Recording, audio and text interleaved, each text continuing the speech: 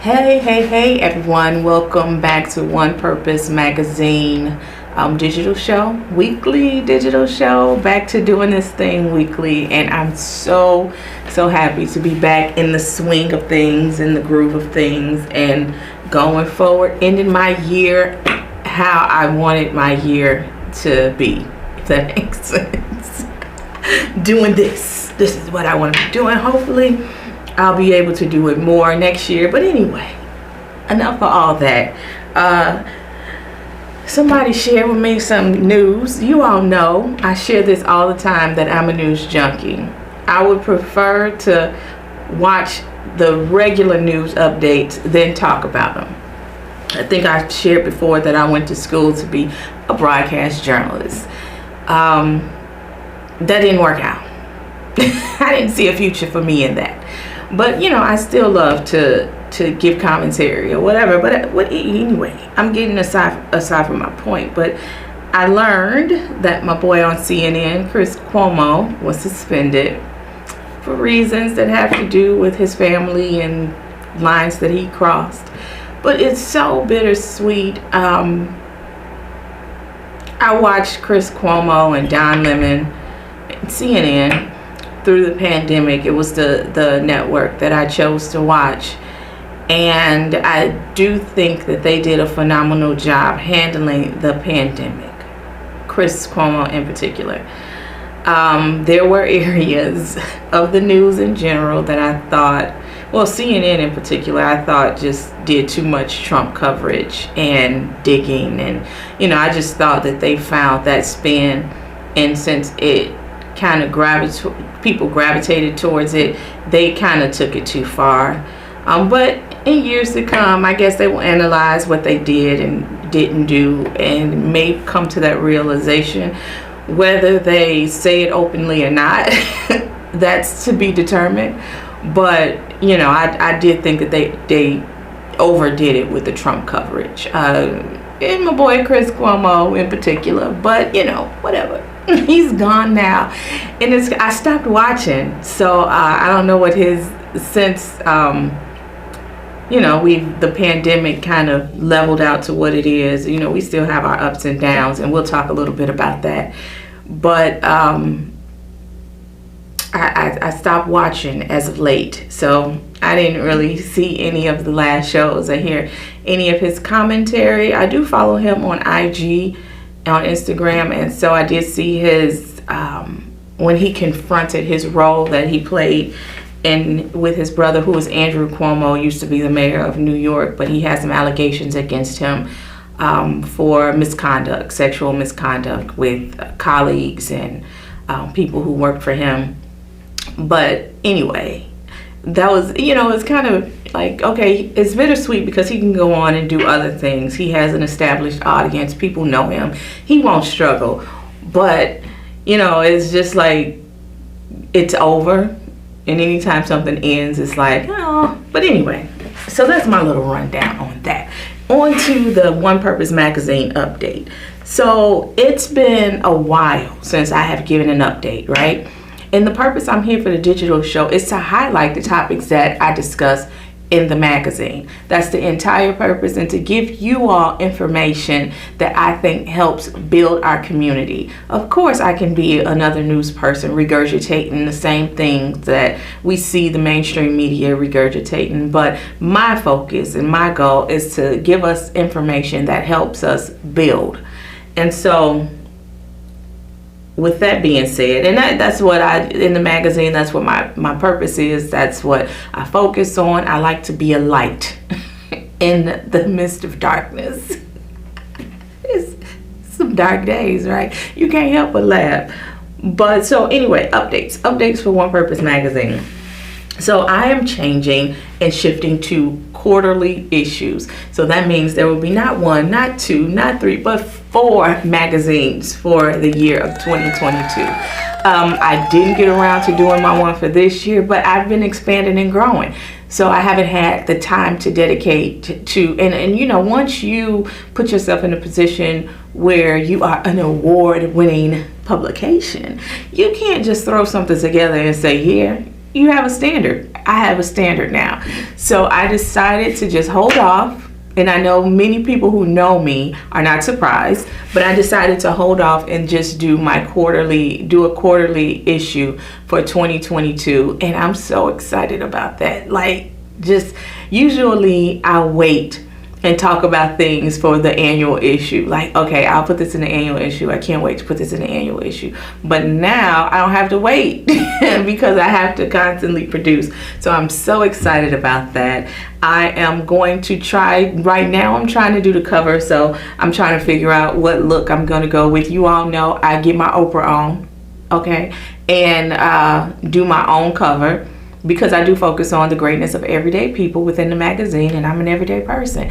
I don't know if I'll ever change that. That's up for discussion. You know, if people who get into the magazine, you all can say, look, we want to see somebody else on the cover now. You cool, but how much of you can we get? I'm okay with that. That will not hurt my feelings. So and we will also, I am also moving towards a subscriber website.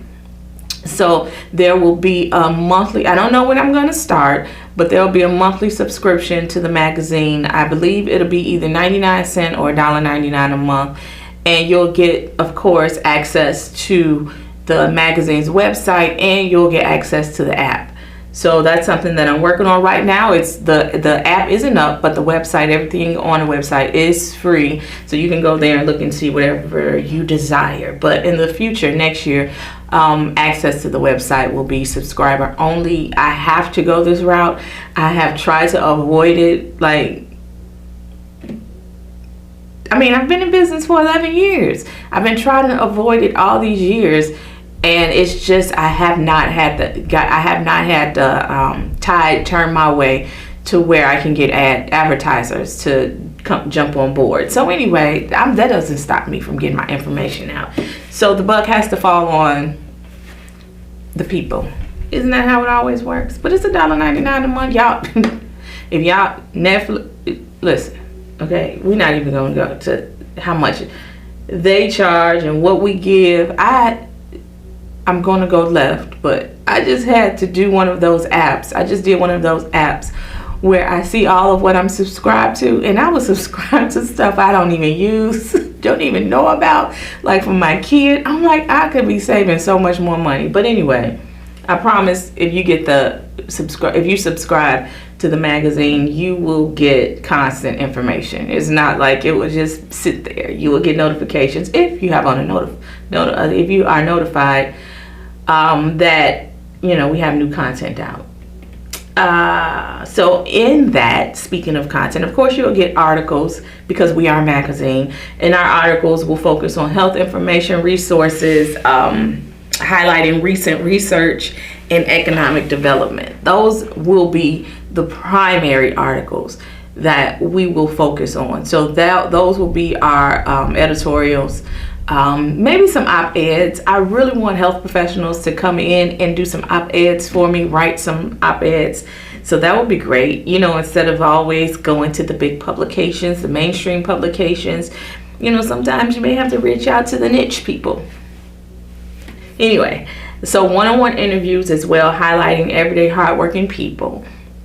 I think that I've come across some very unique stories. And I'm going to be reaching out to some people who have what I think are everyday people issues, but they have like just a unique way of presenting it. And I find them, and I don't think they know I'm looking at them, but I find them on social media. You know, people tell their stories on their news feed. And so I'm going to reach out to people to see if I can line up some interviews to do one-on-ones with these unique individuals who I think are great, have great stories that we all can relate to. So that is to come. That will be on the website. I'm excited about that. This is what I've been wanting to get to, those one-on-one interviews. And they have to be significant. You know, they cannot be just talking to people who have, I have no interest in just talking to like celebrities who are on a press run and stuff like that. That's not interesting. They say the same thing over and over and over and over. Like, we don't want to hear that. We want stuff that we can relate to and that impacts us, right?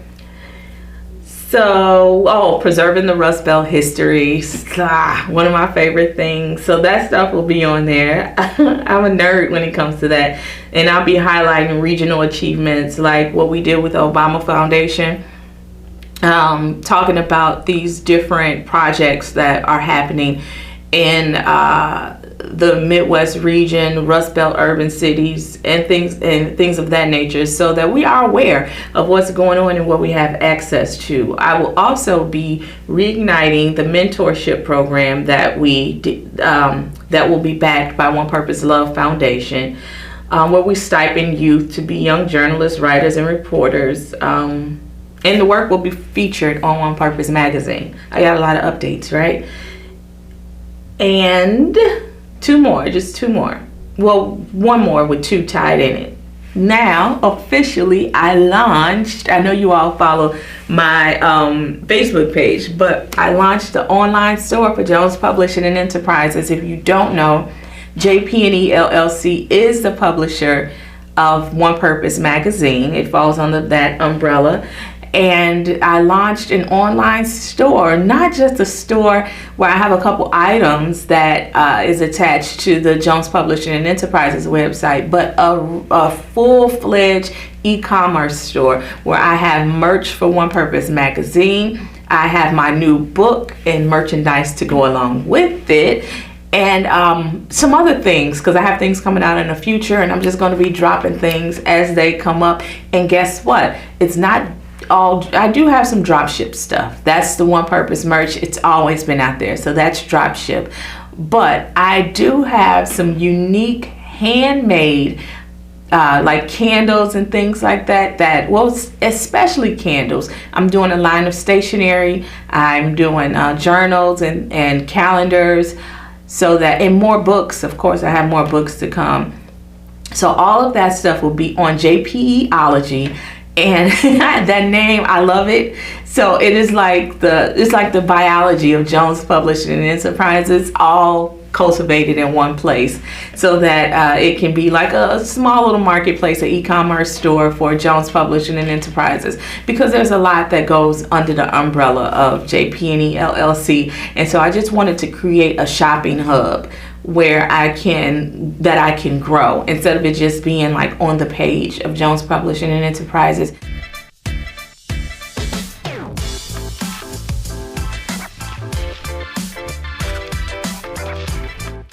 So it is like the biology of Jones Publishing and Enterprises, all cultivated in one place, so that it can be like a small little marketplace, an e-commerce over the years.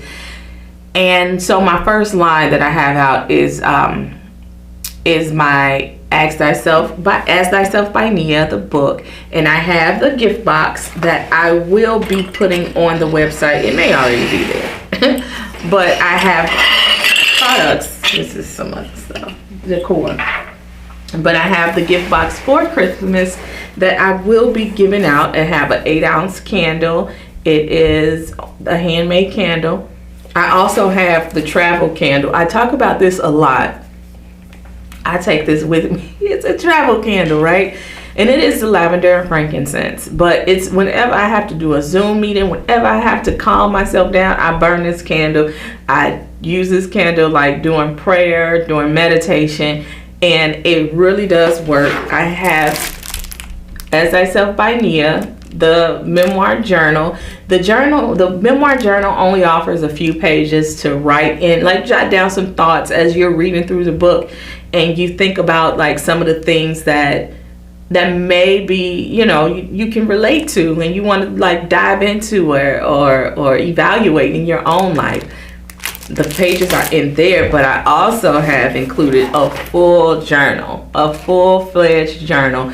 As Thyself by Nia, self-love journey, journal it. So once you like finish reading the book and you jot down your notes, you can go to your journal and jot down everything, or just start your own journey, your own self-love journey, and evaluating things and experience and digging that stuff out, uprooting that mess, so that you can be free-flowing and fluid and figure out life and going to your next chapter great and doing great things. In 2022, we're going to be on the self-love journey together. So I created a calendar that I love, love, love, love.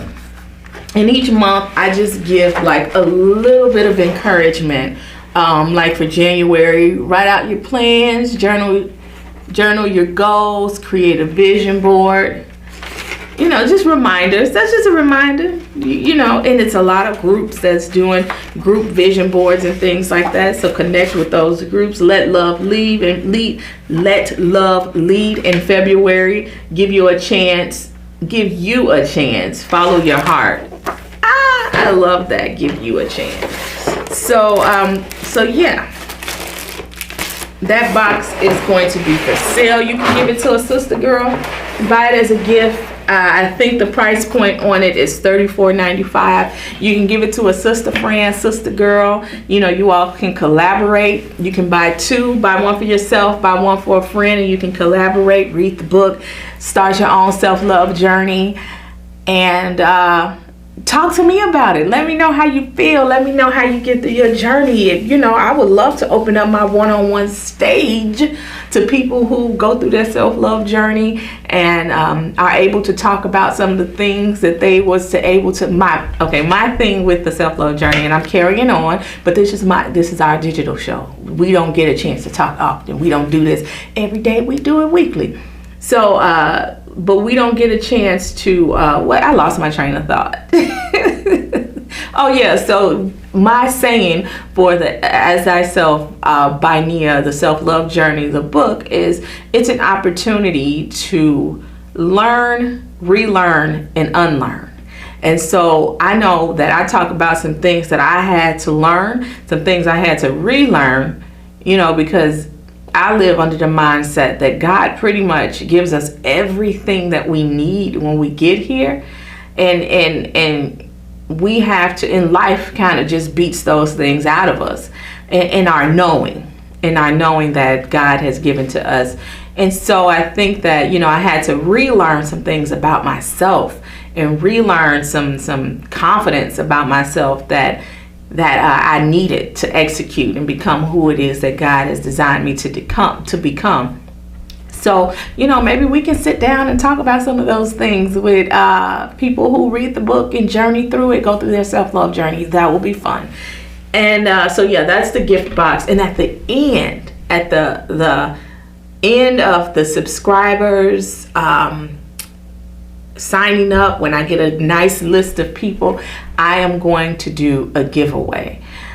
I don't know if I'm going to I've been battling if I'm going to do it with some of the people that's been following me, because you all deserve something. But I'm going to do a massive gift box, and it's going to include everything that's in jpology.com on the store, the e-commerce website.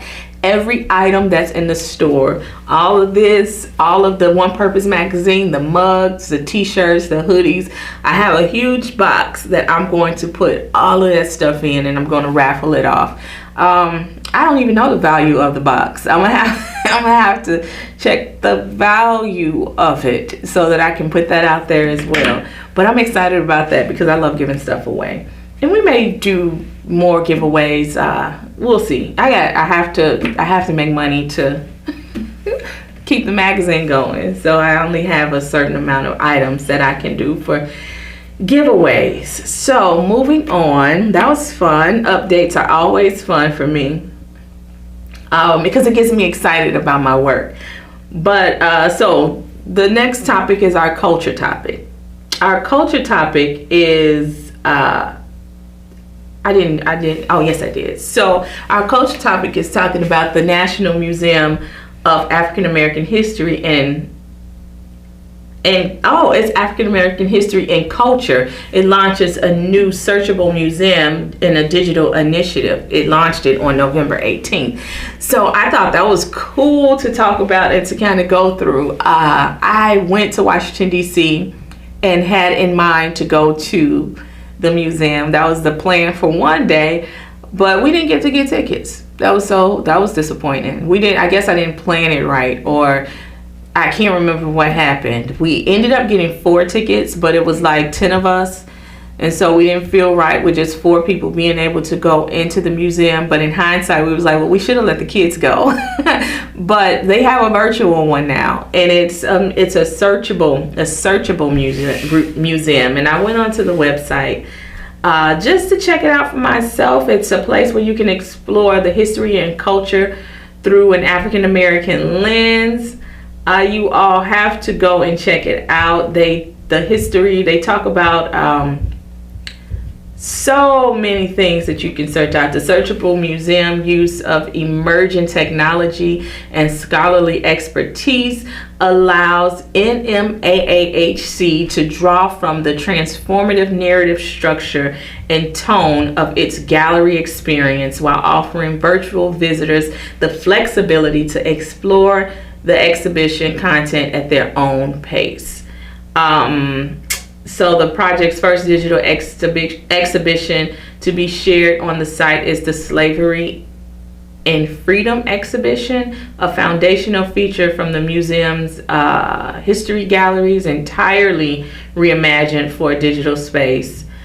So that will be interesting. I think that will be an awesome thing to do with kids. The History Elevator, it's the Slavery of Freedom exhibition in the History Gallery. It's the History Elevator transports visitors back into time from the present to the early 1400s through images from different centuries and powerful words of Maya Angelou. That's got to be great, right? Well, great because you get to the experience, and then Maya Angelou is involved. Anything with Maya Angelou, to me, is just golden, worth doing, worth seeing, worth experiencing. And so they also have slave ships of the transatlantic slave trade displays several names and the statistics of the more than 40,000 slave ships that traverse the Atlantic and first-person accounts of the transatlantic slave trade. The domestic slave trade features excerpts from bills of sale and slave auction broadsides, highlighting the names of enslaved African American people, descriptors and valuations, and quotes from the WPA slave narratives. The Paradox of Liberty depicts Thomas Jefferson, author of the Declaration of Independence, surrounded by the names of the 609 people he enslaved over his lifetime, as well as statistical data and quotes that help illuminate the paradox of the nation. The Sugar Pot features a rustic plantation sugar pot surrounded by ornate silver objects and statistics of production and mortality. A visual storytelling of the juxtaposition of profit and power and the human cost. The Tower of Cotton, an iconic tower of cotton on the museum floor. It's paired with images from the antebellum period and a brief narrative examining the trade in enslaved people and the product of their labor, cotton as the driver of trade, the violent daily lives of enslaved and the wealth they generated. The Point of Pines slave cabin, one of two remaining slave cabins on Edisto Island, South Carolina, held enslaved African Americans on the Point of Pines plantation, and it later served as a home to formerly enslaved African Americans. After the Civil War until the 1980s, it was photographed as a 3D experience for a first-time look inside the cabin. So this is what you will be getting in the Searchable experience online. And I think that I didn't get to see it in person. I would probably prefer to see it in person, but just in case you can't make it, it's online. And I think it is a very interesting thing to do as a family even. And we also, so just to back it up a little bit, we were talking about last show how we in the northern region of the country, so many places were used as stops on the Underground Railroad for slaves who were fleeing the South to get to Canada. So I like to kind of bring these things up because I think that, we have to remember where we come from. You all know the Sankofa bird. You all know the one purpose sign is the Sankofa bird. We have to always remember what we come from. I think it's very important, and remember who we are and what we progressed through, what we fought through. We still have so much more to gain, and so much more to make this country equal for our children and their children. We still have so much work to do. So I like to kind of recall these things and remind people of these things, because it's testament to us being able to continue to progress. We don't have to stop. We don't have to get comfortable. We still can move forward and go. And I think that's important. So that's a culture topic. If that's not culture, I don't know what it is, but we need to check it out. We all should check out that website. You know, that sounds interesting. I wanted to also visit, and this may be a live, I may do this as a visual, as a special report, but the Pullman Porter Museum, I haven't been there, and I want to go. So I will probably be covering that, because I have not been. I don't know if they allow cameras. I'll have to see. But if not, I'll do my best to do a coverage of it and show some things that's in the Pullman Porter Museum and give more history. History is out there of the Pullman Porters, but you know, we talk about this stuff too, so it's good to engage in it here. So moving on to the next topic, it's a health topic. We have Omicron. Is that the name of it? Is it Omicron? Let me get the correct pronunciation of it. It is the new variant. Yes, Omicron. Omicron.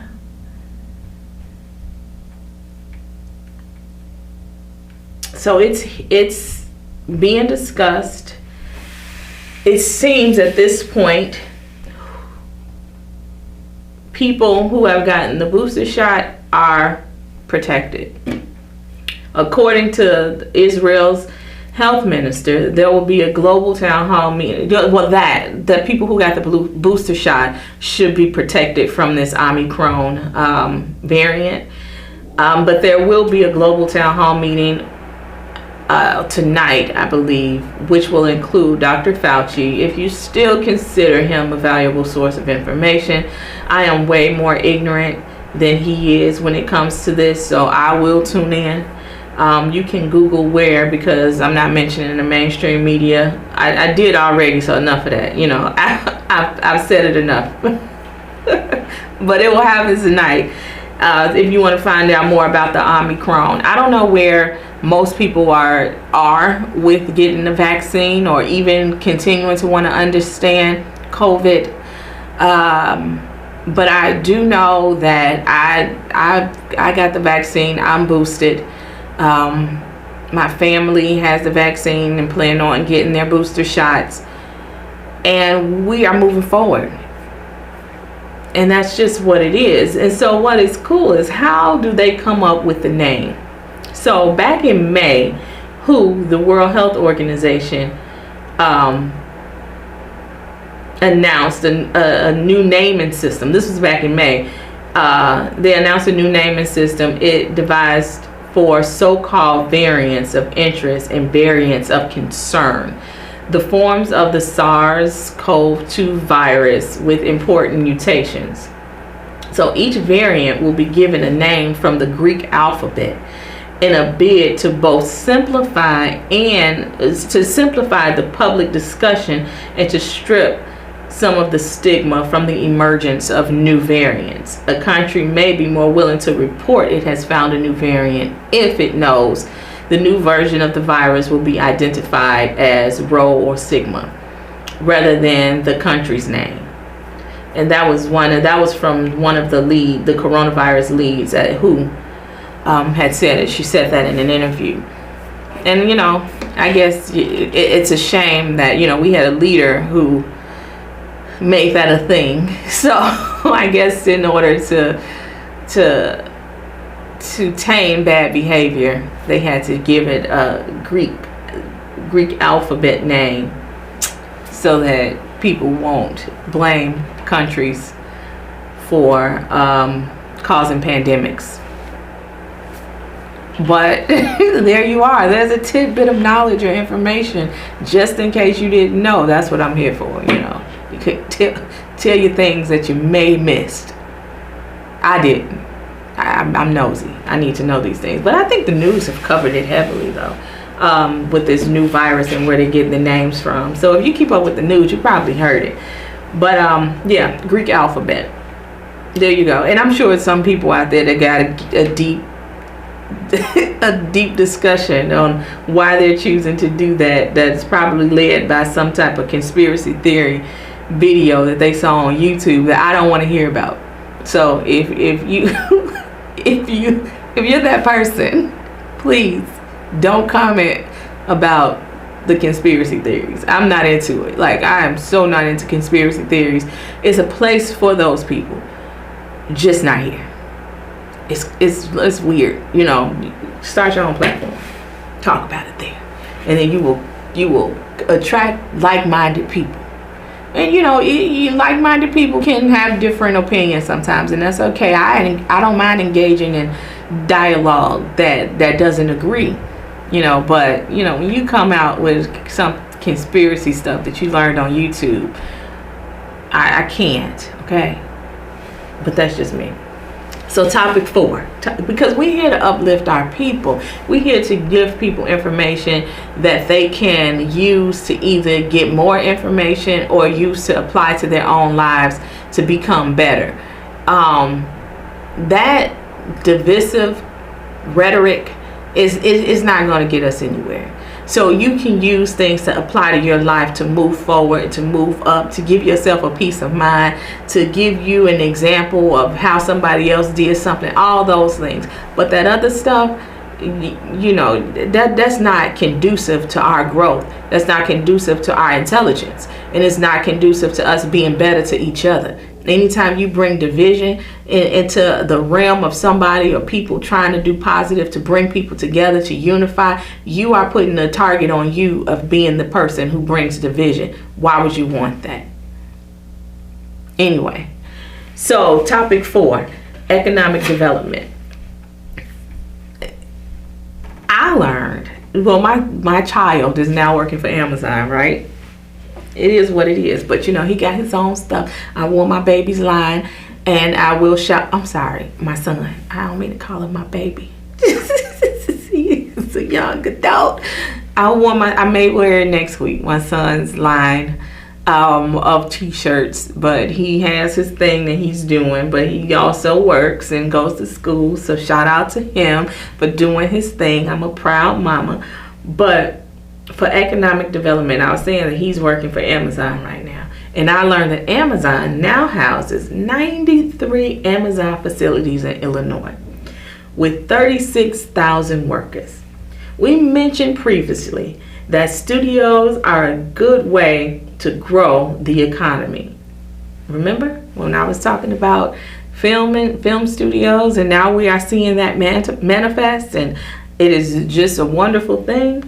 And we should focus on putting small and niche studios in some of the communities hit hard by this investment, right?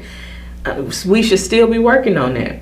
I agree. I think that will be a great thing. Just imagine if we could build some film production studios owned by us with our own content, our own news shows, our own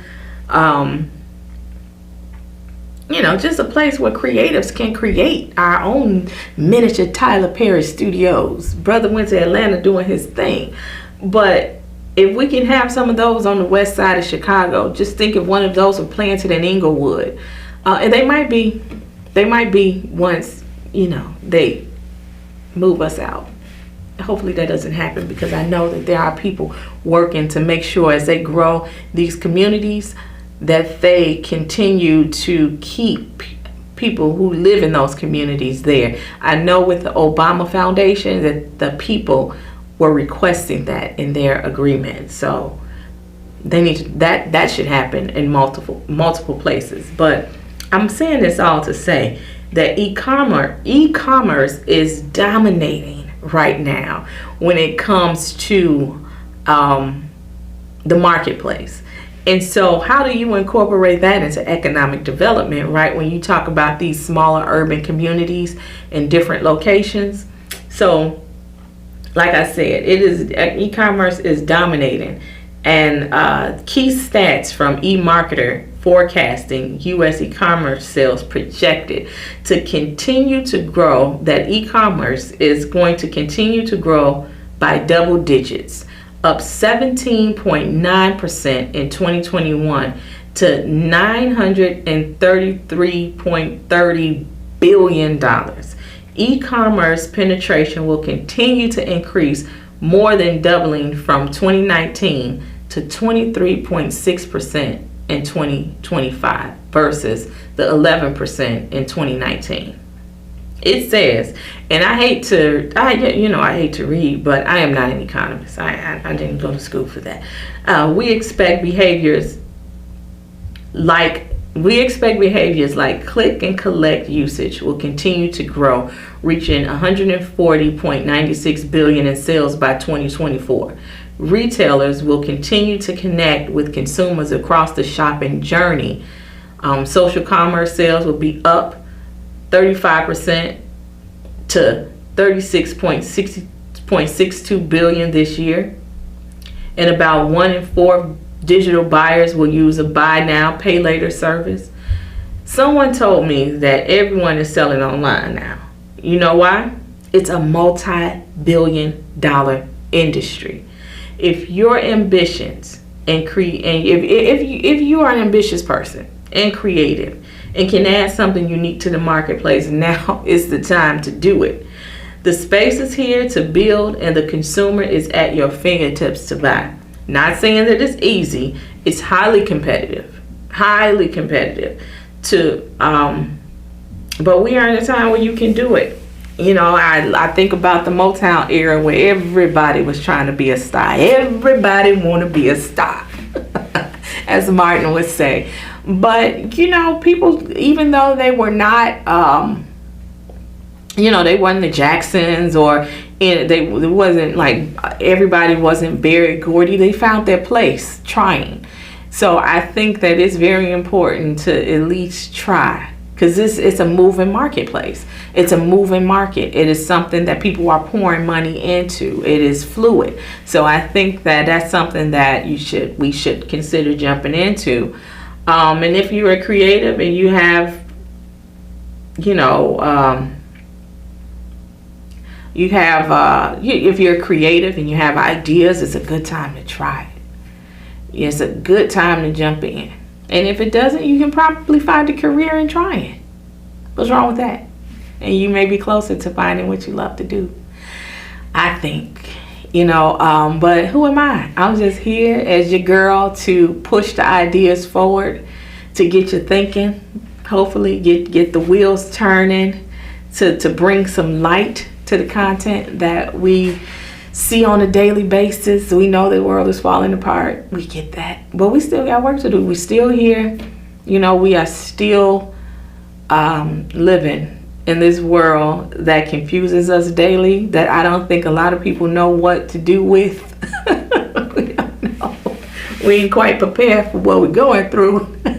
Now, I don't know if it was a pandemic, but something threw us off. But I see this in so many areas, but I think that we can get the best out of it. So I keep that hope in mind, try to remain optimistic, which is very hard, but I try. And I try to bring some of that optimism to you all. So anyway, until next week, peace.